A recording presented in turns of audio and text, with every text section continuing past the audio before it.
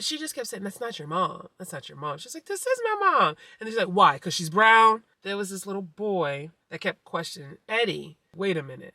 That's your mom? And Eddie was like, yeah. And he was like, what? Why you keep asking? I said, Eddie, you know good and doggone well why he keep asking. Oh, because you're black. Like that. They don't care.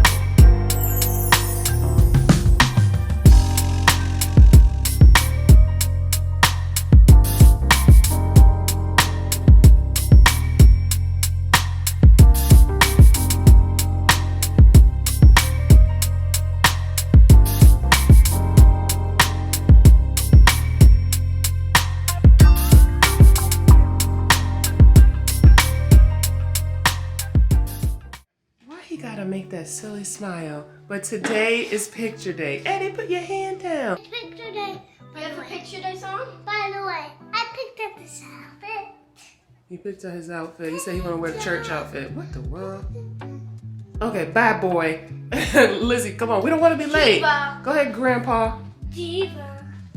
This is Lizzie, the diva. Can y'all believe that the diva didn't even put earrings on it first? No, I definitely did. No, you definitely didn't.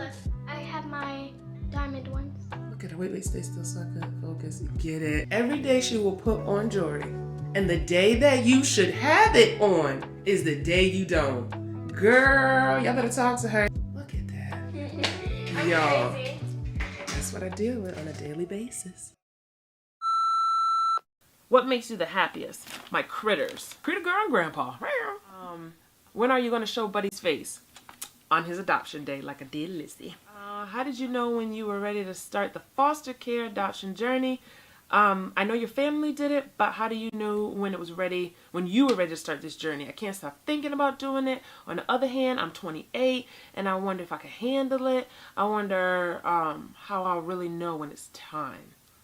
Well, judging by what you wrote, I would say, just going by off what you wrote, I would say that it's time, that you're approaching that time because that's all you think about and you really want to help a child.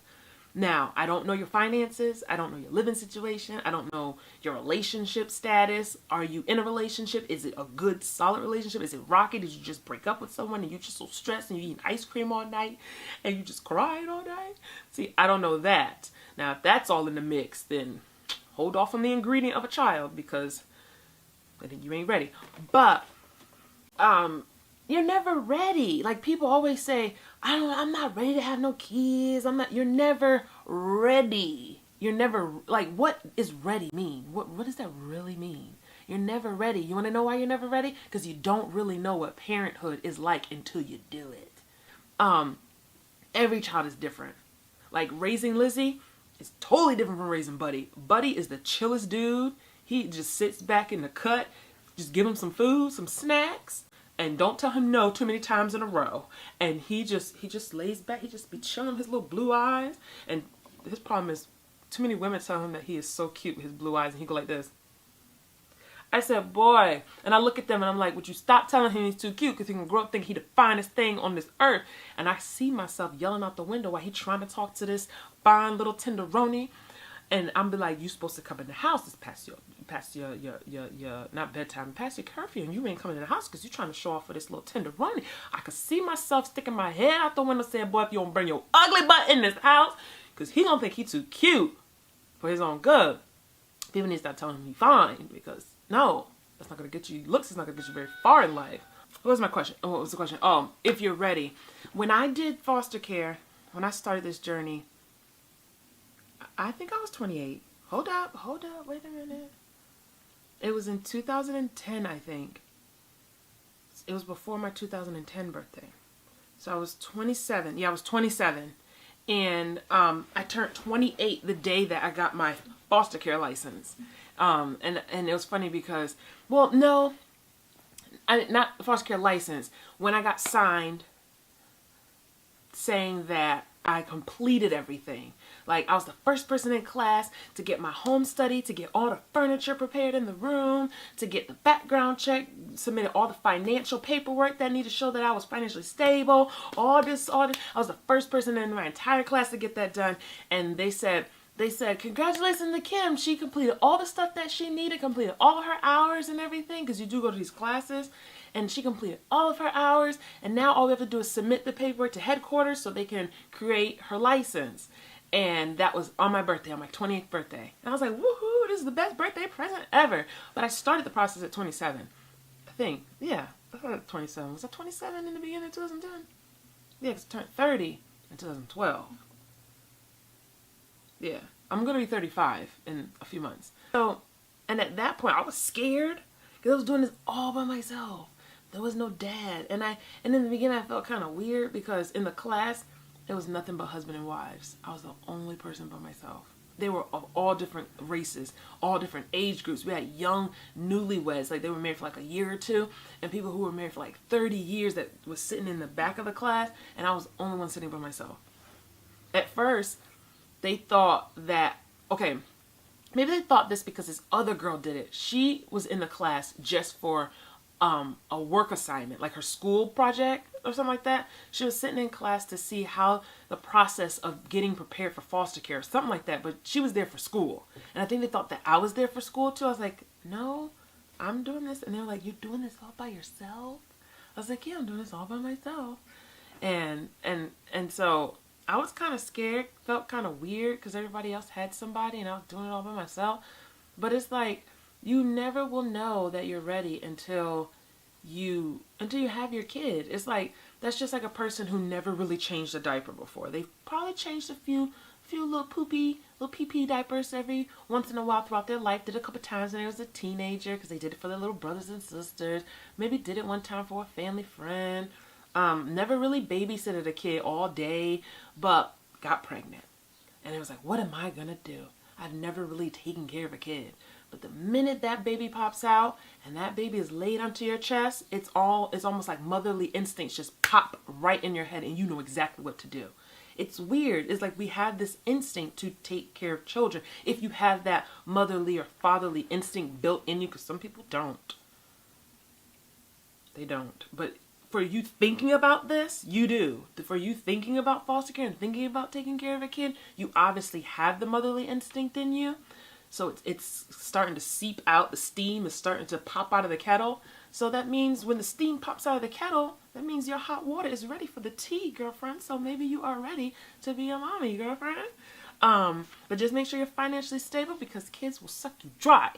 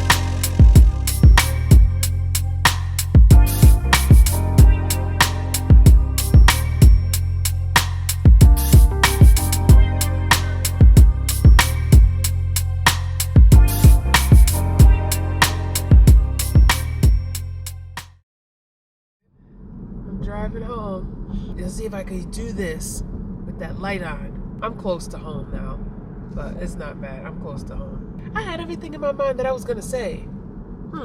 Y'all saw how I did the flashback like in the middle?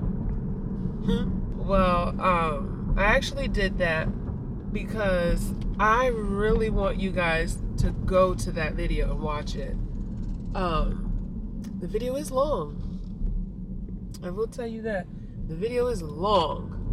I think it's over an hour. But it has some real good gems in it. I want you guys to see more of the foster care adoption side of things. And I want to do, like I said this before, I want to do more videos, but I don't want to do repetitive videos. Being that foster mom and adopting, and then me showing you guys, and us being that multicultural family, and I was just this independent, strong black woman, didn't care what you thought because my kids weren't black. Boom, we started getting seizures. I don't know, everything started to change because I was the girl that worked at night, came home and took care of the kids during the day. Yeah, hopefully this wasn't jiggly the whole time. And then all of that changed because I was so focused on what I was going through. Then I was focused on moving out of Connecticut, going to Nevada. Then God told me, you ain't going to Nevada. He told me Texas. And I'm still here wondering and trying to figure out, what am I here for? Just trying to figure out what is my purpose. But I do know that I am supposed to help people. So I gotta move over to the side because I love to go inside of my garage backwards. Am I in a weird way in front of my thing? I think I am. Nah, I'm good. No, perfect. Driveways are so steep because, you can't be having those floods. Yeah, these garages are real, like the driveways are real steep because you don't want no flood up in the house, all this rain that we don't get. We're gonna get rain, I can feel it. We're gonna get a lot of it. We did have a lot of rain the other day. Okay, it's been beeping. We did have a lot of rain the other day. So, my goal is to influence and bring more people to do foster care and adoption. There are a lot of kids out there that really, really need families, whether it's families for 24 hours, 24 days, 24 months, or for the rest of their life. You don't have to be an adoptive parent. You could just be a parent that just does respite. And you're like, what's respite? Respite is when a family is going out of town on vacation, or they have an emergency and they can't take their foster child with them. So they have another foster parent take care of them, and they only take care of them temporarily till they get back. Do all different aspects of foster care. Also, to just have a lot of positive people come around on this channel, like positive, God-fearing people that just love life and understand. And people who love life are not people who smell roses and run through daisies all day. No, that's not what that is. A person who loves life is understanding that life is hard, that life is challenging, but that life is also rewarding at the same time. And no matter how hard it gets, just keep trying. Because y'all understand. That's all I think about. It's hard. It's hard out in these streets. But even though I'm smiling at Goofy, you guys act like you don't see that. Or you guys act like, oh my gosh, your life is so good. It's so perfect. Nobody's life is perfect. That flashback that y'all saw, I know y'all probably like, but where's the flashback of the kids? You want a flashback of the kids? Go back and watch the vlogs. Like, I'm just playing. Those flashbacks that I have that I'm giving you guys, those are on our channel. They're not hidden in my arsenal. No, they're on the channel. I just go through them, find funny things, and just give them to you guys. But all those videos are on the channel. What you guys were always asking when I first started doing foster care, and I've been doing this since I stopped fostering now, but I started the process back when I was 27. Your girl about to be 41 next month. I closed my license years ago after I adopted Eddie. But as far as like knowing about this, I'm a veteran. What time is it? It's almost 10 o'clock. Your girl, this is past her bedtime. Yeah, I really need to get in the house now because I done lost the doggone phone. There it go. What is it? I thought it was almost 10 o'clock. It is 10 o'clock. It is 10:16. And what is it? It is Thursday, September 28th. Ooh, can y'all see? Oh, I tried to do you dirty. It wouldn't focus. Huh, y'all gonna focus today. See? And I got my two knuckleheads on my phone. And then I want to do, I don't know if we're gonna record it tomorrow, this weekend. I don't know. And it's about adoption, foster care type sensation, and us being a multicultural family. Them not looking like me not looking like them. I know people were asking about that. There was this girl at the old school that kept questioning Lizzie if I was her mom. She didn't say anything mean. It was a little black girl. She was so sweet. But she just kept saying, that's not your mom. That's not your mom. She's like, this is my mom. And she's like, why? Because she's brown? Like that. And then the girl's like, yeah. She's like, that's my mom. Like that. There was this little boy in this school that kept questioning Eddie. Because Eddie was like, the boy was like, wait a minute, that's your mom? And Eddie was like, yeah. And he was like, what? And then Eddie looked like, why you keep asking? I said, Eddie, you know good and doggone well why he keep asking. Oh, because you're black. Like that. They don't care. Like, we all just like, doo-doo-doo. I see it first, and I see it like that because I'm an adult, okay? And because I'm black. And to be honest, it's almost like black people have the radar on. It's like some people's radar is ding, and everything is it because I'm black? Come on, stay on there. And there's like a lot of people's radar is tight, and it's like, is it because I'm black? Is this why you're doing this because I'm black? Put your radar down. It don't gotta be that hard like that. Everything ain't because you black. But just because I don't got my radar on hard, it's on, and I can see when it needs to fling up like that. Some people just be flinging theirs up for no reason. My kids, they still have that innocence, even though they talk like they grown, like teenagers and grandpas. They still have that innocence, that childhood innocence, but they can see it. They can be like, oh, you say that because my mom's black. But they don't care. They don't want to hide me. They want to show me off. It's so cute. You got to come up to my class. You got to come up to my class. My friends want to meet you. Or they'll go pull a friend. Look. This is my mom. This is my mom. I wanted this teacher to meet you. And it don't even be their teacher. It's just a teacher that they like, that they're friendly with. And I'm like, is that your teacher? No, we just get along because I see him in the walker line. Or they are the teacher at recess and I get to know them. Or they're a teacher that came in and substituted. I'm like, y'all so silly. But I'm sure they'll have stories for you guys. So, and stories that they've told me that I probably forgot. That's the next thing that's the next sensation I want to do. It's gonna get dark again. The car is telling me to go home, okay? The car is telling me, and I think I'm talking so loud that they probably hear me in there. They're probably like, I heard you out in the garage. Well, stop hearing me. You're being nosy. I'm talking to the friends. Go to bed. I love you guys so much, and I will see you guys in the next video. You probably only saw the kids when I showed them what they were wearing for picture day. But sometimes I want the video to be just about me. It don't always gotta be about them. It's about me, okay? One person, this was years ago, they got mad because they wanted to see more of the kids. And they said, ain't this their channel? I said, no, this is my channel. This used to be called Life of CT Kimmy. Or no, it was called CT Kimmy TV. That's what it was. It was my channel.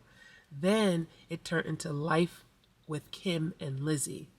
And then when Eddie was adopted, I didn't want to say Life with Kim and Lizzie and Eddie, like all that. I just said, now we're all Holdens. It's holding it down. But this started off as my channel, okay? So sometimes y'all just go see me. And I love how you guys got so excited when y'all saw me driving. Y'all like, I love when you be driving and talking to me. It brings back those memories of when you used to work at night. And I was like, oh yeah, I remember that time. I was like, y'all really like that? I thought I was boring the heck out of them. But they really liked it. And now it's time for me to go because the car keeps telling me to go. So I love you guys so much you only hear my voice. And that's all you need to hear. You guys say it's very soothing. I love you. God loves you too. I'll see you tomorrow. Bye-bye.